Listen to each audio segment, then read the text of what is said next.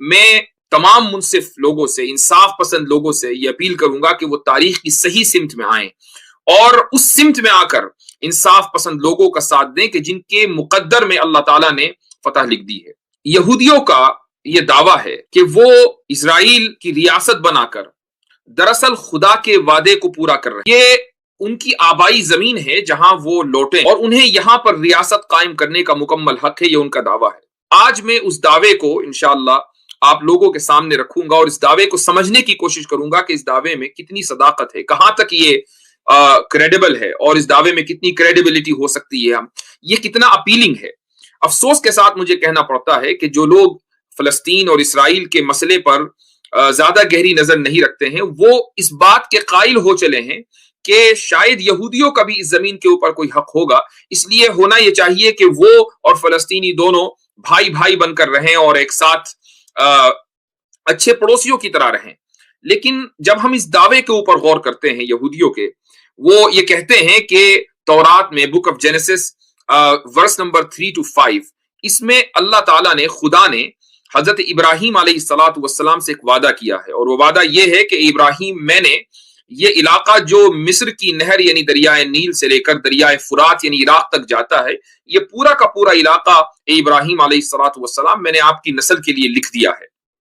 اس دعوے کی بنیاد پر یہودی اور صہیونی آج یہ سمجھتے ہیں کہ فلسطین ان کا حقیقی وطن ہے اور اس وطن میں حکومت ان کی ہونی چاہیے، چونکہ یہ خدا کا وعدہ ہے اور وہ خدا کے وعدے کو سچا کرنے کی کوشش کر رہے ہیں۔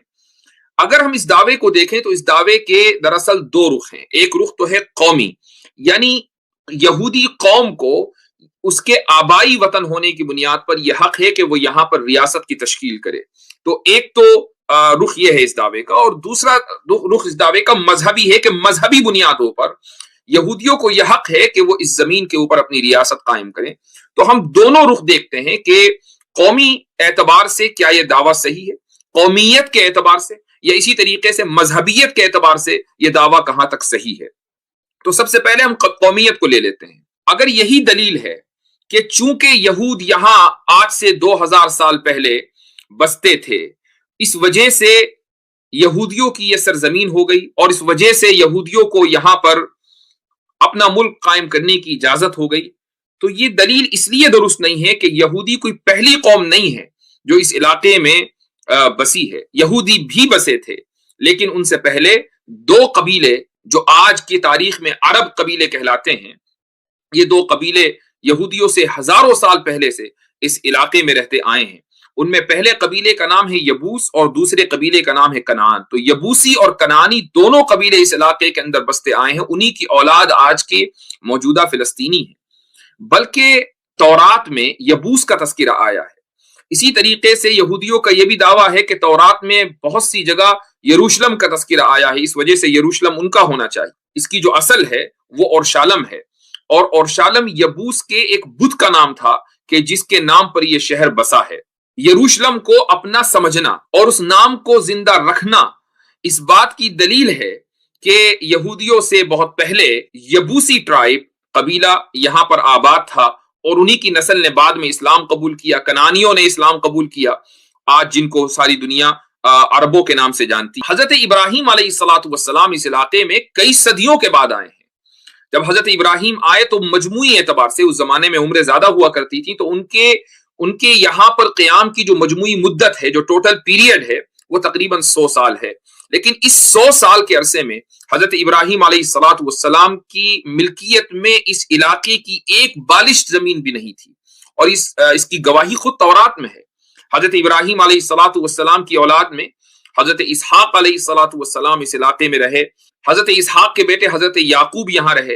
حضرت یعقوب کے 12 بیٹے تھے، 12 بیٹوں میں 11 یہاں رہے۔ حضرت یوسف علیہ الصلاۃ والسلام مصر منتقل ہو گئے تھے۔ تو اس پورے خاندان کو اگر آپ دیکھیں کہ یہ کتنے عرصے اس علاقے میں رہا ہے، تو تقریباً 230 سال تاریخی روایتوں کی بنیاد پر اس خاندان کا قیام اس علاقے میں ثابت ہوتا ہے۔ 230 سال کے بعد یہ پوری فیملی حضرت یعقوب علیہ الصلاۃ والسلام اپنے بیٹوں کے ساتھ حضرت یوسف کے پاس مصر چلے گئے، اور پھر وہاں سے مصر سے خدا تعالیٰ کے حکم سے یہ لوگ مصر چھوڑ کر واپس अर्ज मुकद्दसा आए हैं।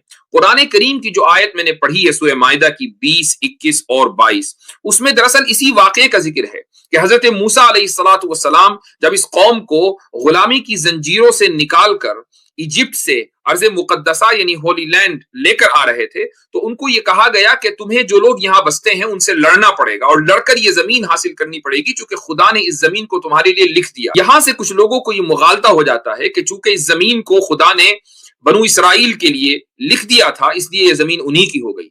लेकिन कुरान करीम की इसी आयत में साथ में यह भी लिखा हुआ है कि ये जो वादा था ये इस शर्त के साथ मशरूत था, यानी ये कंडीशनल प्रॉमिस था कि तुम्हें ये जमीन लड़कर लेनी पड़ेगी। यहूदियों ने उस जमाने में लड़ने से इनकार कर दिया। कुरान करीम की इसी आयत की गवाही है। उन्होंने कहा कि इस जमीन में तो बड़े ताकतवर लोग रहते हैं, हम इसमें दाखिल नहीं होंगे। ऐसा करें मूसा, आप और आपका रब दोनों जाएं और लड़ें, और जब फतह हो जाए तो हमें बता दीजिएगा। तो यहूदियों ने उस शर्त को मानने से इनकार कर दिया। तो खुदा का वादा उस सूरत में इनके ऊपर लागू होता जबकि ये उस शर्त को कबूल करते। हजरत मूसा अलैहिस्सलातु वस्सलाम के जमाने में ही इन्होंने उस शर्त को मुस्तरद कर दिया था। इसी तरीके से अगर हम तारीखी एतबार से देखें, मैं अभी दावे की जो पहली नौइयत है, यानी किस कौम का इस होली लैंड के ऊपर ज्यादा हक है, मैं उसी के ऊपर अभी बात कर रहा हूं कि कौमियत की बुनियाद पर अगर हम देखें तो यहूदियों का कोई हक नहीं बनता, क्योंकि उससे पहले बहुत सी कौमें वहां पर आबाद रहती आई हैं जिनकी औलाद आज अरब कहलाती है। अगर वाकई ये होली लैंड यहूदियों का होता तो जब जायनिज्म तहरीक कायम हुई और जायनिज्म के बानी ट्यूडर हर्जल ने, जो कि एक जर्नलिस्ट था और अपने आप को सोशल एक्टिविस्ट कहता था, जब उसने जायनिज्म कायम की और इस तहरीक के रूह रवा लोगों ने यह तय किया कि यहूदियों की अपनी एक रियासत होनी चाहिए, अपना एक घर होना चाहिए, तो क्या वजह है कि उन्होंने सबसे पहले फलस्तीन के बारे में नहीं सोचा। उन्होंने अपनी कॉन्फ्रेंसिस में सबसे पहले मोजम्बिक को चुना था, लेकिन किसी वजह से उनमें इत्तेफाक नहीं हो पाया। उसके बाद अफ्रीका के एक मुल्क कॉन्गो, ये पूरा इलाका उस वक्त कॉलोनियलिज्म के दौर से गुजर रहा था और यहां पर यूरोपियन रियासतों की हुकूमतें कायम थी, तो इसलिए इन लोगों के लिए इन मुल्कों का नाम लेना बहुत आसान था। चूंकि यूरोपियन हुक्मरानों से इनके बड़े गहरे ताल्लुकात थे, तो कॉन्गो का नाम लिया गया कि कॉन्गो में हमारी अपनी रियासत कायम होनी चाहिए। उस जमाने में कॉन्गो बेल्जियम की कॉलोनी था। 1897 में अर्जेंटीना का नाम लिया गया। उसके बाद 1901 में साइप्रस का नाम तजवीज किया गया। 1902 में सेना का इलाका, जो कि मिस्र में आज है, ये इलाका तजवीज किया गया कि यहां हमारा वतन होना चाहिए। उसके बाद 1903 में युगांडा का नाम लिया गया और फिर आखिर में जाकर यह तय किया गया कि होली लैंड यानी फिलिस्तीन में हमारा वतन होना चाहिए। और उसकी वजह यह है कि जो इलाकों के नाम बदल रहे थे, ये जो तजवीजें अलग अलग आ रही थी, उस तजवीज पर इत्तेफाक इसलिए नहीं हो रहा था कि यहूदी एक बड़ी तादाद में रशिया में आबाद थे, अमेरिका में आबाद थे और आज भी हैं। इसी तरीके से यूरोपियन मुमालिक में फैले हुए थे और वो इन इलाकों से निकलना नहीं चाहते थे। वो नहीं चाहते थे कि इन इलाकों की आसाइश और आराम से निकलकर वो मोजम्बिक में, युगांडा में, कॉन्गो में ऐसी जगह पर आकर आबाद हों। तो सहयूनियों ने मजहबी कार्ड खेला और उन्होंने सोचा कि अगर हम यहूदी मुकद्दस इलाकों का हवाला देंगे और ये कहेंगे कि यहाँ यहूदियों की इबादत गाहें हैं, मुकद्दस इलाके हैं, यहाँ हजरत सुलेमान अलैहिस्सलातु वस्सलाम थे, ये वो जमीन है कि जिसका खुदा ने तुमसे वादा किया था, तो यहूदी बड़ी तादाद में सारी दुनिया से चलकर फलस्तीन में आबाद हो जाएंगे। और ये जो मजहबी कार्ड था ये कामयाब हुआ और इस तरीके से रियासत वजूद में आ गई। मजहबी कार्ड हमेशा कामयाब होता है। आपने देखा होगा कि अयोध्या में जो बाबरी मस्जिद को शहीद किया गया, एक मजहबी कार्ड खेलकर शहीद किया गया और वो मजहबी कार्ड इस तरीके से कामयाब हुआ कि उसका जो फल है आज तक वो लोग खा रहे हैं कि जिन्होंने मजहबी कार्ड खेला था। हालांकि तारीखी बुनियादों पर यह बात साबित हो चुकी थी कि बाबरी मस्जिद किसी भी मंदिर को तोड़कर बनाई नहीं गई थी। तो इन बातों से यह साबित हुआ कि यहूदियों का कौमी एतबार से इस इलाके के ऊपर कोई हक नहीं बनता।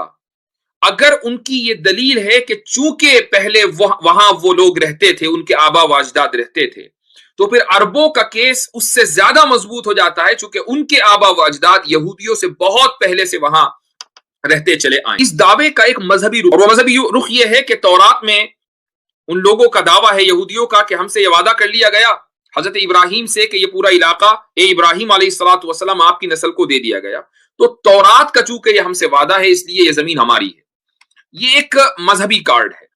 ہم غور کرنے کی کوشش کرتے ہیں کہ اس مذہبی دعوے کی کیا حیثیت. حضرت ابراہیم علیہ الصلاۃ والسلام کی اولاد میں صرف حضرت اسحاق علیہ الصلاۃ والسلام نہیں، حضرت اسماعیل علیہ الصلاۃ والسلام بھی حضرت ابراہیم کی اولاد ہیں.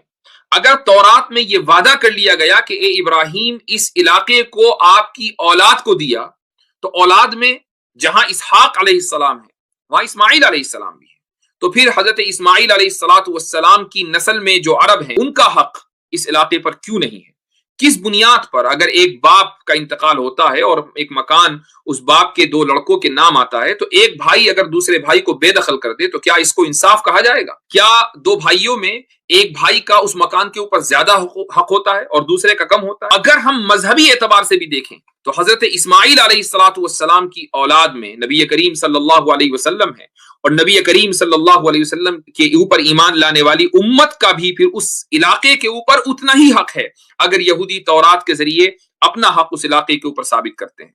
لیکن یہاں یہ بات ذہن میں رکھنی چاہیے کہ انبیاء علیہم الصلاۃ والسلام کی جو فیملی ہوتی ہے، انبیاء علیہم الصلاۃ والسلام کی آل اور اولاد، وہ لوگ ہوتے ہیں کہ جو انبیاء کے طریقے کے اوپر چلے. اگر ان کا نسبی تعلق انبیاء سے ہو لیکن وہ انبیاء کے طریقے پر نہ چلتے ہوں تو پھر وہ ان انبیاء کی اولاد نہیں مانے جاتے.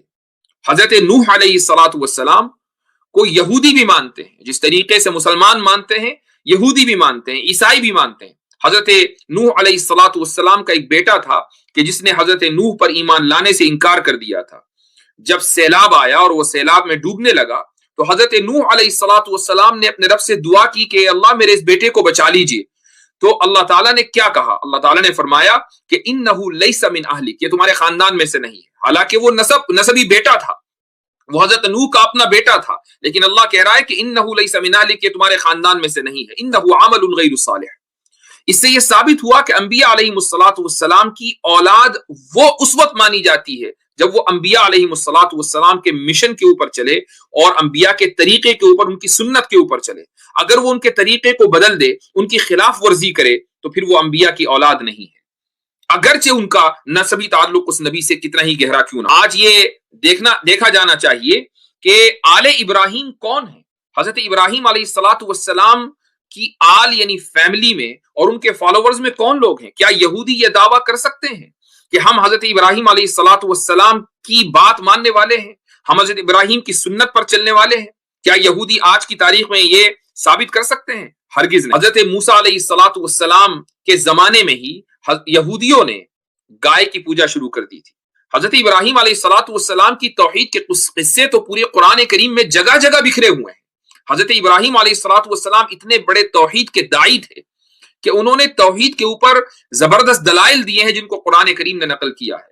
لیکن وہ لوگ جو ابراہیم علیہ الصلاۃ والسلام کو اپنا جد امجد مانتے ہیں، اپنا فور فادر مانتے ہیں، وہ حضرت موسیٰ کے دور میں ان کے سامنے گائے کی پوجا کر رہے تھے. یہ وہ لوگ ہیں جو انبیاء علیہ الصلاۃ والسلام کے قتل کے مرتکب ہیں. دنیا میں وہ کون سا جرم ہے جو یہودیوں نے انجام نہ دیا ہو؟ حضرت زکریہ علیہ الصلاۃ والسلام کو انہوں نے قتل کیا، حضرت یحییٰ علیہ الصلاۃ والسلام کو انہوں نے قتل کیا، حضرت لوط علیہ الصلاۃ والسلام کے اوپر انہوں نے الزام لگایا کہ وہ اپنی بیٹیوں کے ساتھ زنا کیا کرتے تھے والعیاذ باللہ، حضرت سلیمان علیہ الصلاۃ والسلام کے اوپر انہوں نے الزام لگایا، حضرت عیسیٰ علیہ الصلاۃ والسلام کو ولد الزنا یعنی زنا کے نتیجے میں پیدا ہونے والا، یہ حضرت عیسیٰ علیہ الصلاۃ والسلام کے بارے میں والعیاذ باللہ کہا. تو خود ان حرکتوں کا اعتراف آج یہودی کرتے ہیں اور ان کی کتابوں میں یہ ساری باتیں لکھی ہوئی ہیں. تو کس بنیاد پر وہ کہہ سکتے ہیں کہ ہم حضرت ابراہیم علیہ الصلاۃ والسلام کی آل اولاد میں سے ہیں؟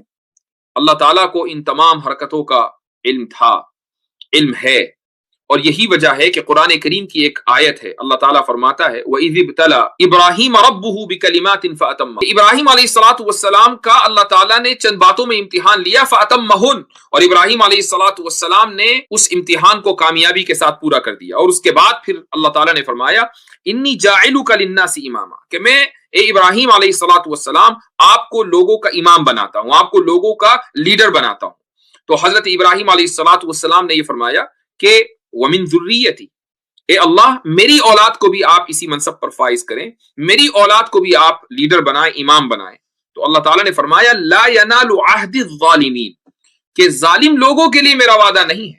اللہ جانتا تھا کہ حضرت ابراہیم علیہ الصلاۃ والسلام کی اولاد میں کچھ لوگ ظالم، یہ وہ لوگ ہیں جو حضرت اسحاق علیہ الصلاۃ والسلام کی نسل، حضرت یعقوب علیہ الصلاۃ والسلام کی بیٹوں کی اولاد میں آج جن کو ہم یہودی کہتے ہیں، یہ وہ ظالم ہیں کہ جنہوں نے اللہ تعالیٰ کی نافرمانی کی، انبیاء کی نافرمانی کی۔ تو پھر کس بنیاد پر وہ اللہ تعالیٰ کے وعدے کے مستحق ہو سکتے ہیں؟ کس بنیاد پر وہ یہ دعویٰ کرتے ہیں کہ یہ ہولی لینڈ ہمارا ہے؟ ہم لوگوں کو یہ ذہن میں رکھنا چاہیے کہ ہمارا یہ ایمان ہے، ہمارا یہ عقیدہ ہے کہ اس کائنات میں الگ الگ دین خدا کی طرف سے نہیں آئے ہیں۔ دین آیا ہے تو ایک آیا ہے، ان الدین عند اللہ الاسلام۔ حضرت آدم علیہ الصلاۃ والسلام سے لے کر نبی کریم صلی اللہ علیہ وسلم تک دین صرف ایک رہا ہے، اور وہ ہے اسلام۔ ہاں، شریعتیں الگ الگ رہی، حضرت نوح کی شریعت الگ تھی، حضرت ابراہیم کی شریعت الگ تھی، حضرت موسیٰ علیہ الصلاۃ والسلام کی شریعت الگ تھی، حضرت عیسیٰ علیہ الصلاۃ والسلام کی شریعت الگ تھی، نبی کریم صلی اللہ علیہ وسلم کی شریعت الگ ہے۔ شریعتوں کا اختلاف ہے لیکن بنیاد میں کوئی اختلاف نہیں ہے۔ تمام انبیاء مسلمان تھے اور انہوں نے اسلام کی دعوت دی ہے۔ قرآن کریم نے اسی حقیقت کو بیان کیا ہے۔ اللہ تعالیٰ فرماتا ہے ما کان ابراہیم یہودیا ولا نصرانیا، کہ ابراہیم علیہ الصلاۃ والسلام نہ یہودی تھے نہ نصرانی تھے، ولیکن کان حنیفا مسلما۔ تو ابراہیم علیہ الصلاۃ والسلام کے یہودی اور نصرانی ہونے کا انکار قرآن کریم میں واضح انداز پر لکھا ہوا ملتا ہے۔ یہی وجہ ہے کہ جب حضرت عیسیٰ علیہ الصلاۃ والسلام اس دنیا میں تشریف نہیں لائے، اس سے پہلے وہ یہودی کہ جنہوں نے تورات کو ڈسٹورٹ نہیں کیا تھا، تحریف نہیں کی تھی، وہ مسلمان تھے۔ حضرت عیسیٰ علیہ الصلاۃ والسلام جب دنیا میں تشریف لائے اور نبی بنے تو حضرت عیسیٰ علیہ الصلاۃ والسلام کے ماننے والے مسلمان کہلائے، جب تک انہوں نے انجیل میں کوئی ڈسٹورشن اور تحریف نہیں کی۔ اس کے بعد پھر نبی کریم صلی اللہ علیہ وسلم نبی بنے، آپ کی بعثت ہوئی تو آپ کے ماننے والے مسلمان۔ آج کی تاریخ میں اگر ہم یہ دیکھیں کہ حضرت ابراہیم کو سب سے زیادہ کون مانتا، بات نسبی تعلق کی نہیں ہے، بات دینی تعلق کی ہے کہ حضرت ابراہیم کی سنت کے اوپر آج کی تاریخ میں کون سب سے زیادہ چلتا ہے۔ آپ اسلام میں دیکھیں، ہماری شریعت، نبی کریم صلی اللہ علیہ وسلم کی شریعت میں دیکھیں کہ حج کا ایک ایک رکن حضرت ابراہیم علیہ الصلاۃ والسلام کی یادگار ہے۔ وہ مینا گئے تو مسلمان مینا جاتے ہیں، انہوں نے طواف کیا تو مسلمان طواف کرتے ہیں، وہ عرفات گئے تو مسلمان عرفات جاتے ہیں، وہ مزدلفہ میں ٹھہرے تو مسلمان مزدلفہ میں جاتے ہیں، انہوں نے احرام باندھا تو مسلمان احرام باندھتے ہیں، انہوں نے حج کا اعلان کیا۔ دنیا کے لیے ہر ایک مسلمان کی یہ تمنا ہوتی ہے کہ کسی طریقے سے وہ اپنی زندگی میں ایک بار حج کر لے۔ یہ ابراہیم علیہ الصلاۃ والسلام کی دعا اور دعوت کا نتیجہ تھا۔ یہ اس اعلان پر لبیک مسلمان کہتے ہیں کہ جو ابراہیم علیہ الصلاۃ والسلام نے صدیوں پہلے کیا۔ آپ عید الاضحیٰ دیکھیں کہ جو مسلمان حج کے لیے نہیں جاتے، عید الاضحیٰ وہ اپنے گھروں میں مناتے ہیں، قربانی کرتے ہیں۔ یہودیوں کے یہاں بھی قربانی تھی، لیکن حضرت عیسیٰ علیہ الصلاۃ والسلام کے 70 سال کے بعد جب رومنز نے فلسطین کے اوپر قبضہ کیا، اس وقت سے یہودیوں نے قربانی کو ترک کر دیا۔ مسلمانوں کے یہاں قربانی کبھی ترک نہیں ہوئی۔ وہ عید الاضحیٰ کے موقع کے اوپر ہر سال پوری دنیا میں حضرت ابراہیم علیہ الصلاۃ والسلام کی سنت کو زندہ کرتے ہیں۔ اسی طریقے سے ہماری تو نماز بھی حضرت ابراہیم علیہ الصلاۃ والسلام پر درود بھیجے بغیر ناقص رہتی ہے۔ ہم ہر نماز میں جب بیٹھتے ہیں سلام پھیرنے سے پہلے حضرت ابراہیم علیہ الصلاۃ والسلام پر بھی درود بھیجتے ہیں اور نبی کریم صلی اللہ علیہ وسلم پر بھی درود بھیجتے ہیں۔ تو مسلمانوں سے زیادہ آج کی تاریخ میں نبی کریم صلی اللہ علیہ وسلم کی بعثت کے بعد سے لے کر آج تک اور قیامت تک حضرت ابراہیم علیہ الصلاۃ والسلام کی اتباع کرنے والا کوئی دوسرا نہیں ملے گا۔ اگر حضرت ابراہیم کی کوئی قوم اتباع کرتی ہے تو وہ مسلمان ہے۔ اس اعتبار سے مسلمان حضرت ابراہیم علیہ الصلاۃ والسلام کے وارث ہیں۔ یہی وجہ ہے کہ قرآن کریم میں ارشاد ہے، اللہ تعالیٰ فرماتا ہے کہ ان اول الناس بابراہیم للذین اتبعوہ وہذا النبی والذین آمنوا، کہ حضرت ابراہیم سے جو سب سے قریبی تعلق ہے وہ کن لوگوں کا ہے؟ وہ للذین اتبعوہ، ان لوگوں کا ہے کہ جو حضرت ابراہیم کی اتباع کرتے ہیں، ان کو فالو کرتے ہیں۔ اور اس کے بعد اللہ تعالیٰ نے پوائنٹ آؤٹ کر دیا کہ یہ نبی یعنی نبی کریم صلی اللہ علیہ وسلم حضرت ابراہیم کی اتباع کرتے ہیں، والذین آمنوا، اور حضرت نبی کریم صلی اللہ علیہ وسلم پر ایمان لانے والے حضرت ابراہیم کی اتباع کرتے ہیں۔ تو حضرت ابراہیم سے سب سے گہرا تعلق نبی کریم صلی اللہ علیہ وسلم اور آپ کے ماننے والوں یعنی مؤمنین کا۔ ایک اور آیت میں اللہ تعالیٰ فرماتے ہیں وَلَقَدْ كَتَبْنَا فِي الزَّبُورِ مِن بَعْدِ الذِّكْرِ أَنَّ الْأَرْضَ يَرِثُهَا عِبَادِيَ الصَّالِحُونَ، ہم نے زبور میں لکھ دیا تھا آج اولڈ ٹیسٹمنٹ کا وہ حصہ ہے، اس میں لکھ دیا تھا کہ اس زمین کے وارث میرے نیک بندے، اور نیک بندے کون ہیں؟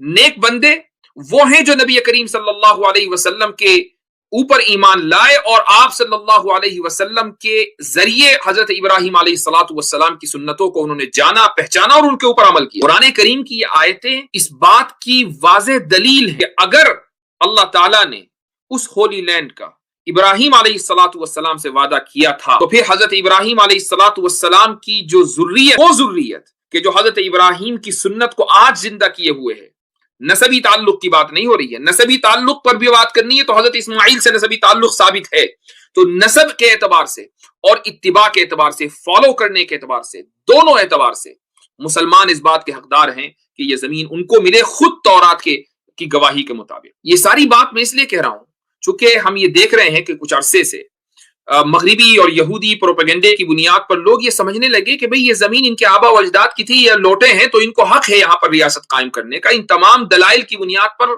یہ بات ثابت ہو چکی ہے کہ یہودیوں کو نہ تو قومیت کی بنیاد پر وہاں ریاست قائم کرنے کا کوئی حق تھا اور ہے، اور نہ ہی مذہبی بنیاد پر وہاں کوئی ریاست قائم کرنے کا حق ہے۔ یہودیوں میں یہی وجہ ہے، ایک الٹرا آرتھوڈاکس ان میں ایک طبقہ پایا جاتا ہے کہ جن کو نیچری کارتا بولتے ہیں، یہ بہت الٹرا آرتھوڈاکس ہوتے ہیں۔ ان کے یہاں یہودیوں میں ایک مدراش کے نام سے تورات کی سب سے پرانی تفسیر ہے، اس کی انٹرپریٹیشن ہے، کامنٹری ہے، اس میں یہ بات لکھی ہوئی ہے اور یہ طبقہ اسی کو مانتا ہے کہ بنو اسرائیل کے لیے یعنی یہودیوں کے لیے اس بات کو حرام کر دیا گیا تھا کہ وہ طاقت کے بلبوتے پر اجتماعی طور سے یعنی کلیکٹیولی اس علاقے میں داخل ہوں اور یہاں حکومت قائم کریں۔ اگر آئندہ کبھی ان کی حکومت قائم ہوگی تو وہ انسانی کوششوں کی بنیاد پر نہیں ہوگی، ورنہ یہودیوں کی مغفرت نہیں ہو سکتی، خدا ان کو معاف نہیں کرے گا۔ ان کی اگر حکومت قائم ہوگی تو وہ سپر نیچرل طریقے سے قائم ہوگی، کبھی بھی وہ انسانی کوششوں کے نتیجے میں قائم نہیں ہو سکتی۔ یہی وجہ ہے کہ 20,000 کے قریب اس وقت اس ناجائز اسرائیلی ریاست میں یہ لوگ آباد ہیں اور یہ کھل کر اپنی اس حکومت کی مخالفت کرتے ہیں، چونکہ ان کے مذہب کے مطابق اور ان کی انٹرپریٹیشن کے مطابق یہ صہیونی ریاست ایک الیگل ریاست ہے، ایک ناجائز ریاست ہے۔ تو یہودیوں میں خود اس بات کے اوپر اختلاف ہے اور یہی وجہ ہے کہ وہ فلسطینیوں کے حق کو تسلیم کرتے ہیں۔ پوری دنیا میں وہ جہاں جہاں پائے جاتے ہیں، وہ انگلینڈ میں پائے جاتے ہیں، وہ امریکہ میں پائے جاتے ہیں۔ میں نے ان میں سے بہت سے لوگوں سے ملاقات کی ہے اور ان سے میری گفتگو ہوئی ہے اور انہوں نے مجھے دلائل سے یہ ثابت کیا ہے کہ کیسے فلسطینیوں کا اس علاقے کے اوپر حق ہے اور اسرائیلیوں کا اس علاقے کے اوپر جو قبضہ ہے وہ ناجائز ہے۔ ایک اور بات میں کہنا چاہوں گا اور وہ یہ ہے کہ مغربی دنیا جس نفاق کا اور جس ہپوکریسی کا اس دور میں مظاہرہ کر رہی ہے، شاید ایسا کبھی تاریخ میں کبھی نہ ہوا ہوگا۔ یہ وہ سیولائزیشن ہے کہ جو پوری دنیا میں جمہوریت اور ڈیموکریسی کا نعرہ لگاتی ہے۔ ڈیموکریسی کا مطلب صرف ووٹ ڈالنا نہیں، ووٹ تو وہاں بھی ڈلتے ہیں جہاں ڈکٹیٹرشپ ہو۔ ڈیموکریسی کا مطلب جو ایک خوبصورت سلوگن دیا جاتا ہے وہ یہ کہ اس ملک کی عوام کو ایکول رائٹ، یہ جمہوریت کی بنیاد کہی جاتی ہے۔ اور ایسی صورت میں جمہوریت کو مقدس بنا کر، ہولی بنا کر پیش کیا جاتا ہے اور اس کے مقابلے میں جتنے بھی موڈ آف گورننس ہیں، جتنے بھی طریقے حکومت ہیں، سب کو مسترد کر دیا جاتا ہے۔ ڈکٹیٹرشپ کو اسی لیے مسترد کیا جاتا ہے۔ اسی بنیاد پر ویسٹرن سیولائزیشن خلافت کو مسترد کرتی ہے، تھیوکریسی کو مسترد کرتی ہے۔ لیکن جب بات یہودی ریاست کی آتی ہے، جب بات اسرائیل کی آتی ہے تو وہ کہتے ہیں، یہودی کھلم کھلا کہتے ہیں کہ ہم ایک جوش اسٹیٹ ہیں، ہم ایک یہودی ریاست ہیں۔ یہودی ریاست کا کیا؟ اگر یہودی ریاست کا مطلب یہ ہے کہ ایک مذہبی ریاست ہے تو اسی کو تھیوکریسی کہا جاتا ہے، اور ویسٹرن سٹینڈرڈ کے مطابق تو تھیوکریسی سب سے بڑا جرم ہے۔ لیکن یہودی اگر وہ جرم کریں تو یہ جرم نہیں رہتا، بلکہ یہ مغربی دنیا کے لیے کار ثواب بن جاتا ہے۔ اور اگر یہودی ریاست سے مراد قومی ریاست ہے کہ یہ ریاست صرف ایک خاص قوم کے لیے ہوگی اور دوسری قوم اگر اس علاقے کے اندر بسے گی تو وہ سیکنڈ کلاس سٹیزن ہوگی، اسی کو اپارتھائڈ کہا جاتا ہے۔ اپارتھائڈ کیا ہے؟ یعنی نسل اور رنگ کی بنیاد پر حکومت کا قیام۔ نیلسن منڈیلا نے جو ساؤتھ افریقہ میں گوروں کے خلاف جد و جہد کی تھی، محاذ قائم کیا تھا اور پوری زندگی انہوں نے وقف کر دی تھی اپنے ملک کو آزاد کرانے میں، وہاں کیا ہوتا تھا؟ انہوں نے ساؤتھ افریقہ میں اس لیے جد و جہد کی گوروں کے خلاف چونکہ گوروں نے ایک نسلی ریاست وہاں قائم کی ہوئی تھی جو حقوق گوروں کے تھے وہ کالوں کے نہیں تھے. ساری دنیا نے نیلسن منڈیلا کی تعریف کی, ساری دنیا نیلسن منڈیلا کے ساتھ کھڑی ہو گئی.